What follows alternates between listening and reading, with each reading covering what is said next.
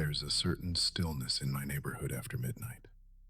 Not peaceful, more like abandoned.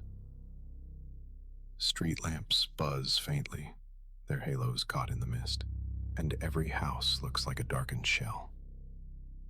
Sometimes I sit awake just listening to it. The silence. The emptiness. It's the kind of quiet where you can convince yourself the world has ended, and you're the last one who hasn't gotten the memo. That night was no different. I couldn't sleep. Restless thoughts kept me pacing between the kitchen and the bedroom. I remember standing at the sink, sipping cold tap water, staring through the window at the empty cul-de-sac. Nothing moved, not even the branches of the maple tree out front. When I finally went back to bed, the silence pressed in heavier than usual. No cars on the highway, no dogs barking in the distance, just the hollow ticking of the clock on my nightstand. I must have drifted close to sleep when I heard it. A sound that didn't belong. 3 soft knocks. Not loud, not hurried, just measured. At first, I thought I'd dreamed it, but then it came again, each knock spaced perfectly apart, like someone was waiting for me to notice. That's when I realized it wasn't coming from the front door. It was closer, much closer. The sound had come from the narrow strip of shadows along the side of the house, a place no one ever walked. And then, after a pause long enough to make me hold my breath, the knocking moved to the glass, my bedroom window. I didn't move at first. I just lay there, staring at the ceiling, straining to hear something more. The clock ticked on. The house settled around me, but the silence afterward was worse than the knocking itself. It was the kind of silence that feels aware, like it's waiting. I tried to tell myself it was some neighborhood kid, maybe cutting through the yards as a prank, but that didn't make sense. Nobody walks that side of the house. It's all weeds and brambles, boxed in by a fence you'd have to squeeze through. I forced myself upright, pulse hammering, and sat on the edge of the bed. My eyes drifted toward the blinds where faint lines of streetlight leaked through. I couldn't see anything past the slats, just thin stripes of orange glow cutting into the dark. Then it came again, knuckles against glass. Softer this time, almost polite. Tap, tap, tap. Every hair on my arms rose. I should have gotten up. I should have pulled the blinds open and ended it right there, just to prove to myself that no one was standing out there. But my legs felt heavy. It was like my body knew before my mind caught up. Whatever was waiting beyond that glass, I didn't want to see it. Minutes passed, or maybe seconds. It's hard to say when your heart beats filling your head. And then, the strangest thing, a voice. Not words exactly, but the rhythm of speech. Low, careful, like someone whispering right against the window pane. Too muffled to understand, yet too close to mistake. And worst of all, there was no reflection of movement in the glass, just the faint orange lines of streetlight, unbroken. Brushed off. I sat there for what felt like forever, staring at the blinds, waiting for another sound, but none came. Just the tick of the clock, the hum of the fridge down the hall, the usual midnight hush. After a while, I let out a breath I hadn't realized I'd been holding. Probably just some punk kids cutting through the yards, looking to freak people out. This neighborhood was quiet, sure, but quiet doesn't mean safe. Teenagers get bored.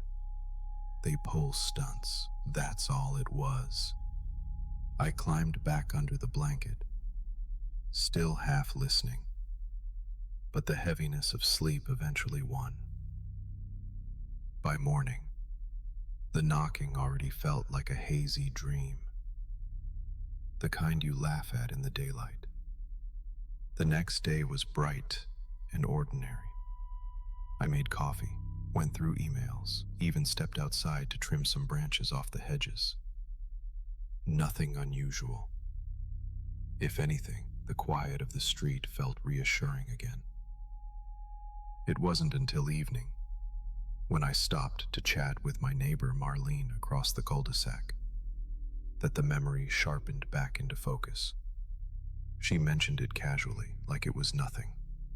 Strange thing, someone knocked on our door last night. Around midnight, but when Bill checked, no one was there. I felt a little jolt.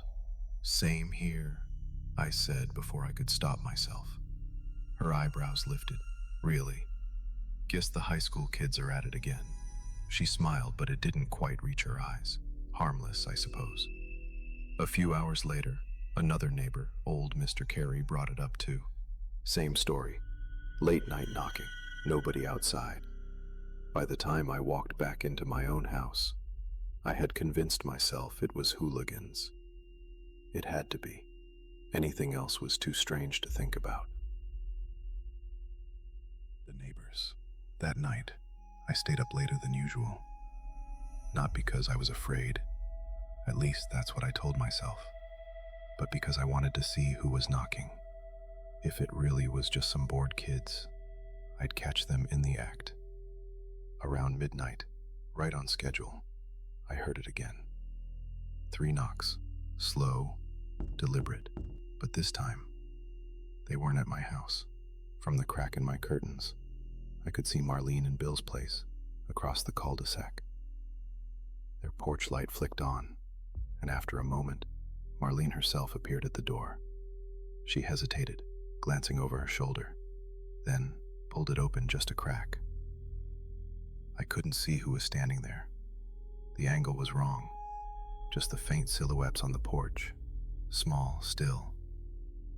Bill joined her, and after a moment of whispered conversation, they did something that made my stomach twist. They opened the door wider and let them in. I sat frozen at the window, my breath fogging the glass. The silhouette slipped inside without a word, and the door shut behind them.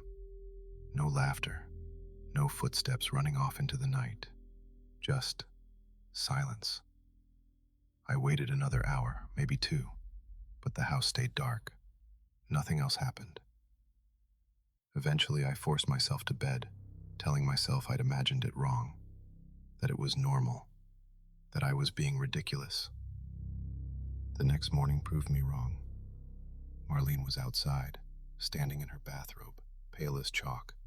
Bill was beside her, doubled over like he might be sick right there on the lawn.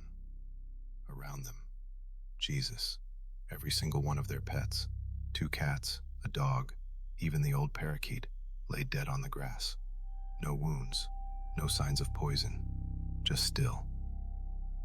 Marlene caught my stare across the street, her eyes hollow, her voice thin as paper when she whispered to me. They were so polite, they just wanted to come in. They said they were cold.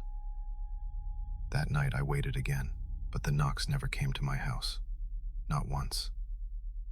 Which was somehow worse. Old stories. I couldn't stop thinking about Marlene's words. They were so polite. They just wanted to come in.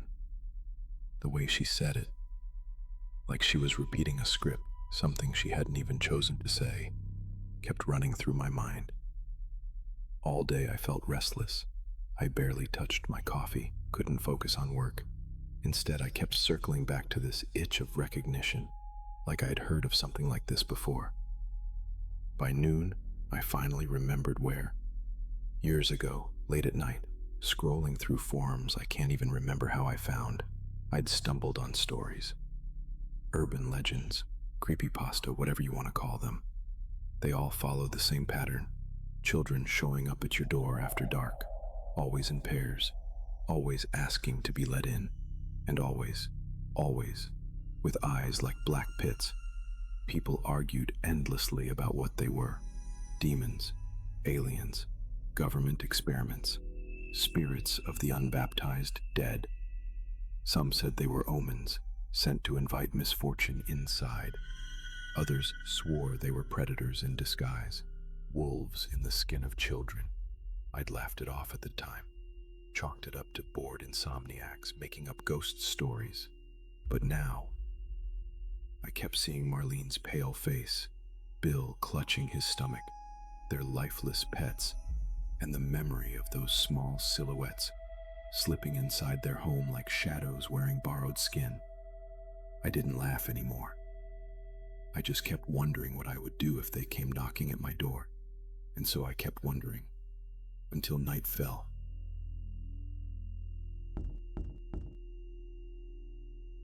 The knock returns. The night came heavy, like the air itself knew what was waiting. I left every light in the house on, the glow pressing against the windows like a shield. I even turned the TV up loud, some sitcom laugh track chattering away to drown out my thoughts. But when the first knock came, everything went silent. Not just the TV, not just the fridge hum or the clock tick. Everything, like the world was holding its breath. 3 knocks, soft, patient. My blood iced over. I didn't move. I couldn't. Then a voice drifted through the door, and it was the most wrong thing I've ever heard. High-pitched, childlike, but the rhythm was off. The pauses where no human pauses. The tone scraped raw like a tape slowed down just enough to make your stomach turn. Please, we need to come inside. It's cold out here. Scared. I clamped a hand over my mouth because some instinct told me, don't answer, not a word. Another knock, this one sharper. We can't come in unless you let us. The way it said let sent bile crawling up my throat. The word dragged like claws. Then from the window, the same voice, closer. We're just children. You have to help us. I snapped my eyes toward the blinds, heart jackhammering, and in the thin strip of glass between the slats, a face, pale skin, lips curled in something that wasn't a smile, and eyes. No whites, no iris, no light, just holes, blacker than the night outside, fixed straight on me. I stumbled back, choking on my own breath, but what made me sick wasn't the eyes. It was the way the mouth kept moving, forming words, yet the voice I heard was still coming from the front door, like the sound didn't belong to it at all. I think I would have screamed if not for the last thing it said, whispered against the glass. Don't make us knock again. The pressure. I stumbled back from the blinds, clutching my chest like it would stop my heart from clawing its way out. My skin burned cold, every instinct screaming, don't let them in. But then the silence changed. It wasn't quiet anymore. It was thick. A weight pressed down on me like the air had turned liquid. My ears popped. My vision tunneled. And inside my head, a voice. Not my own. Not theirs.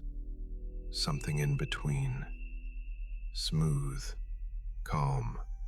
Persuasive. Just open the door. You're being rude. They're only children. Open the door and it will stop. I shook my head violently, but the thought didn't shake loose. It echoed in my skull, pulsing with every heartbeat. Let us in. You've already decided. Your hand is already on the lock. Don't you feel it? And God help me, it was. I looked down and saw my own hand wrapped around the deadbolt, fingers trembling, twisting without my permission. No, no, no. I yanked it back, clutching it against my chest, shaking like I'd burned myself. That's when the pounding started. Not on the door, not on the window, inside my head. Thud, thud, thud. Each strike rattled through my skull like someone hammering from the inside out. My teeth ached, my eyes watered, and beneath it, their voices braided together, sweet, childish, rehearsed. We're so cold, we're so hungry. You wouldn't keep us out here, not you. Another pulse of pressure rolled through me, stronger, almost bending me forward, forcing my feet toward the door. My hand twitched again. The lock gleamed in the light. It would be so easy. Just one turn, one click, and the pounding would end. I clenched my fists until my nails dug bloody crescents into my palms, forcing myself to whisper hoarsely, "You're not welcome here." The pressure snapped. Just like that, gone. Outside, silence. But it wasn't relief. It was waiting. The retaliation. The silence held for only a heartbeat. Then every light in the house went out at once. The lamps, the overheads, even the glow from the microwave clock snuffed out like someone had cut the wires with a single stroke. The darkness hit me so hard I staggered, disoriented, choking on the sudden black. Before I could move, before I could breathe, a sound rose up all around me. Children laughing. Not playful laughter, not real. It was sharp, splintered, echoing from every corner of the room at once, like it was bouncing inside my skull. My hands clawed for my phone on the nightstand. The screen flared white for a fraction of a second, then died, battery full, but no power. And then, shapes. In the dark, just beyond the window glass, I saw them. Two figures, standing perfectly still. Too still. Their faces pressed against the pane, not breathing, not blinking, just watching. The laughter cut off, replaced by whispers slithering through the walls. "You said no. You don't say no to us." My breath hitched. The floorboards creaked behind me, but no one was there. The whispers grew louder, overlapping. A dozen voices, though only two stood outside. Male, female, old, young. They braided together into something unbearable. "You will open the door. You will open it. You will open." I fell to my knees, clutching my ears. But it wasn't in my ears. It was in my head. And then, a crash. Every cupboard in the kitchen slammed open at once. Dishes shattering on the floor. The fridge door yawned wide. The drawers rattled like teeth chattering. They weren't inside, but their fury was. Next time, the voices hissed, together, perfect in unison. "You won't stop yourself." And as suddenly as it began, it ended. The lights flicked back on, the whispers cut off. The window was empty. But I knew they hadn't left. They were just waiting for me to get tired. Inside, I thought I'd made it through the worst of it. That maybe, somehow, I'd won. But I hadn't kept them out. Not really. They found another way in. The first time, it was just a flicker in the corner of my mind. A flash of a face, pale and round, grinning too wide. I blinked and it was gone. I told myself it was exhaustion, the kind of hallucination that comes from too many sleepless nights. But then came the images. A dog, its body twisted, eyes frozen in terror. A cat's limp form, dropped like garbage. onto wet grass. A parakeet, head crushed between small, pale fingers. I gagged, clutching the sink, but the images didn't fade. They looped over and over. Their hands, their black eyes, their childish voices humming sweetly, while they broke living things apart like toys. I couldn't block it out, even when I pressed my palms over my eyes until I saw stars.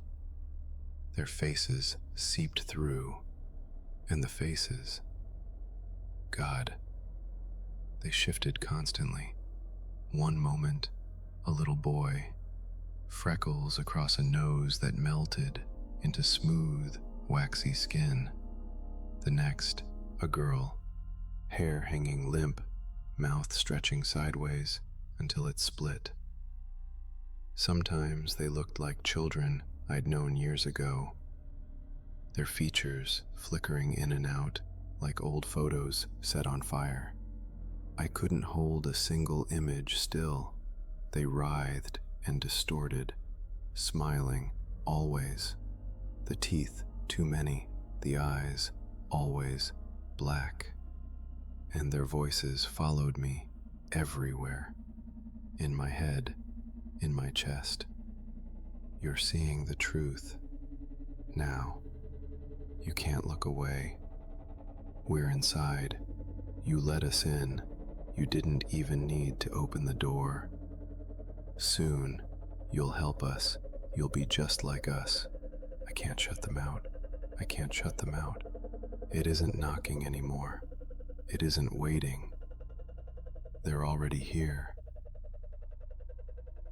I don't remember how long I was on the floor. Hours, maybe. Days. The visions didn't stop. They looped and bled and twisted until I thought my mind would split. But then, something broke. It wasn't me. It was them. Maybe it was rage. Maybe it was stubbornness. Maybe it was just dumb luck. I don't know. But somewhere between their voices, screaming in my skull, and the endless reel of slaughter, I found one tiny thought and held on like a lifeline. You're not real. Not here. Not in me. I repeated it over and over, even when my throat was raw, even when my chest felt like it was caving in. And with every whisper, every chant, the pressure began to splinter. The laughter turned to static. The vision stuttered, frames cutting out like a broken tape. And then, silence. When I opened my eyes, it was morning. Sunlight pouring through the blinds, the house still. They were gone. At least, I thought so. Because the silence that followed wasn't relief. It was emptiness. My head felt hollow, scraped out, like something had been scooped away to make room for them. And then I saw it. In the bathroom mirror, my reflection looked back at me, pale, drained, dark circles under my eyes. But when I leaned closer, my stomach turned to ice. My pupils. For a fraction of a second, they weren't pupils at all. They spread wider, swallowing the color, until the whole eye was black. And then they snapped back. I survived that night. I didn't let them in. But every now and then, when I catch my reflection in a dark window, or in the corner of the mirror before bed, I see their faces, wearing my skin, smiling, waiting, and I know it's only a matter of time before the door opens. Not from the outside, but from me, because they're still here.